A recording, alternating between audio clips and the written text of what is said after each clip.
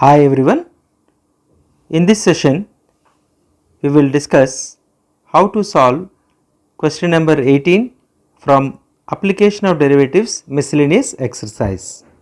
Show that the height of the cylinder of greatest volume, which can be inscribed in a right circular cone of height h and semi-vertical angle alpha, is 1/3 that of the cone, and the greatest volume of the cylinder is 4/27 pi h cube tan squared alpha. So, in this question there is a cylinder which is inscribed in a cone, and we have to show that when this cylinder occupies the maximum volume, then the height of the cylinder is 1/3 the height of the cone, and the maximum volume of the cylinder is 4/27 pi h cube tan square alpha. We have to prove that the maximum volume of the cylinder is 4/27 pi h cube tan square alpha, and when the cylinder occupies the maximum volume, the height of the cylinder is 1/3 the height of the cone. So, let us draw the figure, and in this let R1 be the radius of the base of the cylinder, let alpha be the semi vertical angle, h be the height of the cone given, and h1 be the height of the cylinder, and OA becomes h minus h1. From the geometry you could observe that the height of the cone is h and the height of the cylinder is h1. So, the length OA will be h minus h1. So, let us come back to the description. Let R be the radius of the base of the cylinder, h1 is the height of the cylinder, V is the volume of the cylinder, and it is given height of the cone is h and semi vertical angle is alpha. So, now the volume of the cylinder is given by V is equal to pi r squared h. So, here the radius of the base of the cylinder is r1. So, pi r1 square into h1, the height of the cylinder is h1. So, volume of the cylinder is pi r1 square h1. So, this is the first step. You have to first write down what is the function to be maximized. Since the volume of the cylinder is to be maximized, we wrote the volume of the cylinder, which is V equal to pi r1 square h1. The second step is to express it in terms of one variable. Here we observe that V is expressed in terms of two variables, that is r1 and h1. So, let us try to express it in terms of single variable. So, we have to find the relation between r and h. Since alpha is given to us, let us consider tan alpha of the triangle OAB. So, in triangle OAB, we observe that tan alpha is equal to AB by OA, So, this implies tan alpha is equal to AB. In place of AB we can write R1, that is the radius, by OA is nothing but h minus h1, or we can write R1 is equal to h minus h1 into tan alpha.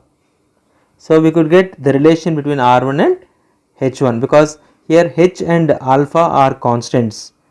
All the dimensions of the cone are constants here, because only the cylinder inside the cone is trying to occupy the max volume. The dimensions of the cone will be constant. So, the height of the cone and the semi vertical angle are constants here. So, let us write down V in terms of one variable. So, this implies V is equal to pi, and in place of R1 we write h minus h1 into tan alpha, and since we have square we write tan square alpha, h minus h1 whole square into tan square alpha times h1. So, we get V is equal to pi, tan square alpha is also constant, into h minus h1 whole square into h1. Now, V is in terms of single variable. So, the next step is to differentiate V with respect to the single variable. So, let us find what is dV by dH1. So, which is equal to pi tan square alpha into d by dH of h minus h1 whole square into h1. So, which is equal to pi tan square alpha, let's open the bracket and we apply the product rule, that is h minus h1 whole square into derivative of h1 is 1 plus h1 into derivative of h minus h1 whole square will be 2 into h minus h1 into derivative of h minus h1 is 0 minus 1. So, this is how we find the derivative. So, which is equal to pi tan square alpha into, here we can take h minus h1 common. So, we are left with h minus h1 term in the first term, and the second part we are left with minus 2h1. So, this is pi tan square alpha into h minus h1 into h minus 3h1. So, this is the derivative of v with respect to h1. So, we try to simplify and take out the common factor, and finally we got as pi tan square alpha into h minus h1 into h minus 3h1. Now, we have to obtain the critical points. So, for critical points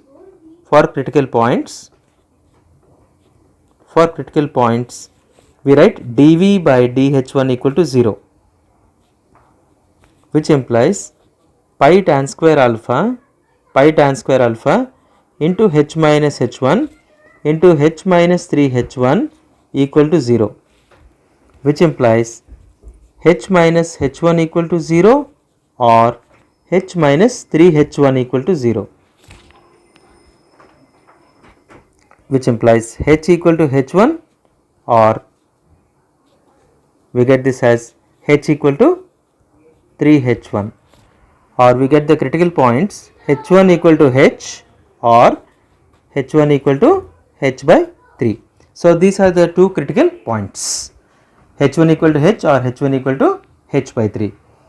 But since the height of the cylinder cannot be equal to the height of the cone, obvious from the geometry you could observe that h1 cannot be equal to h, obviously h1 is less than h.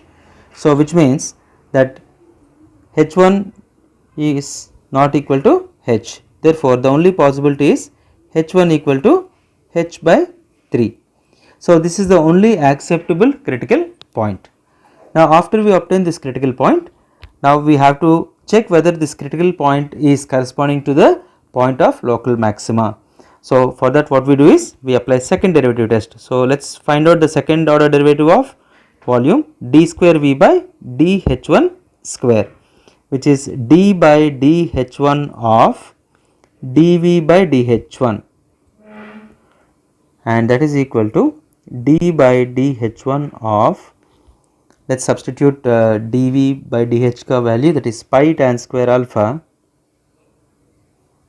into h minus h1 into h minus 3h1. So, this is equal to pi tan square alpha into derivative of h minus h1 into h minus 3h1. So, we apply the product rule, h minus h1 into derivative of h minus 3h1 will be derivative of h is 0 minus 3 plus h minus 3h1 into derivative of h minus h1 will be 0 minus 1. Now, we find the value of this second order derivative at the critical point, that is at h1 equal to h by 3, which is pi tan square alpha into h minus, in place of h1 we write h by 3 into minus 3 plus, this will be h minus 3h1, h1 is h by 3. So, we get h minus 3 into h by 3 into minus 1. So, this is equal to pi tan square alpha into 2h by 3 into minus 3 plus 0. So, 3 gets cancelled, and we found this to be pi tan square alpha into minus 2h, which is negative. So, since we got the second order derivative to be negative, we conclude that h1 equal to h by 3 is a point of local maxima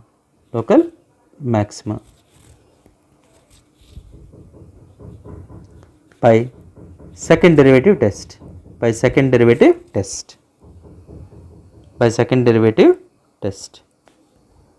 So this gives us the first part of the solution to the first part of the question. The question says we have to show that the height of the cylinder of greatest volume, which can be inscribed in a right circular cone of height h and semi vertical angle alpha, is 1/3 of the height of the cone. So we have proved that the height of the cylinder for maximum volume of cylinder is 1/3 of the height of the cone. Now we have to find out the greatest volume of the cylinder. Let us find out what is the greatest volume of the cylinder from this. So maximum volume of the cylinder.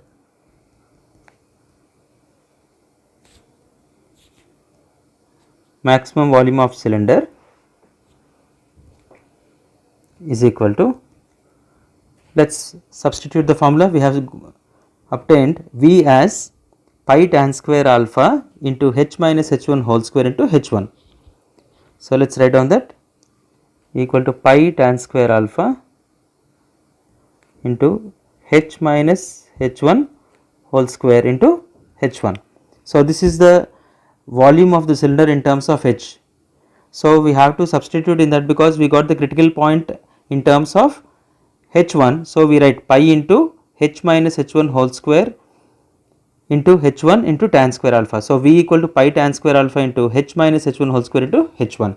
So we have to plug in the value of h1 in this volume function, which is exclusive in terms of h1. So let us write down. So since we know that the critical point is h1 equal to h by 3, the volume is maximum, we substitute h1 as h by 3. So h minus h by 3 whole squared into h by 3. So which is pi tan squared alpha into 2h by 3 whole squared into h by 3, which is pi tan squared alpha into, this will be 4h square by 9 into h by 3. So this will give us 4 by 27 pi h square into h is h cube, 4 by 27 pi h cube tan squared alpha. So this will be the maximum volume of the cylinder.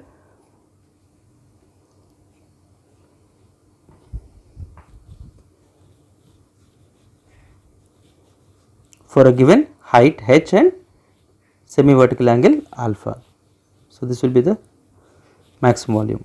And what is the critical point? We observed the critical point is given to be h1 equal to h by 3. And this critical point we observed, we proved that, we have also proved that this critical point is a point of local maxima, and we got the result as at h1 equal to h by 3 is a point of local maxima.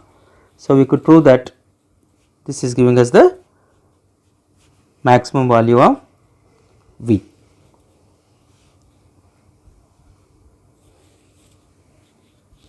So this is also a very important point, because we have to prove two things in this. One is we have to prove that the height of the cylinder is 1/3 the height of the cone when the cylinder is occupying the maximum volume. So h1 equal to h by 3 is also another important result. So these are the two things you should know. I hope all of you understood. Thank you, children.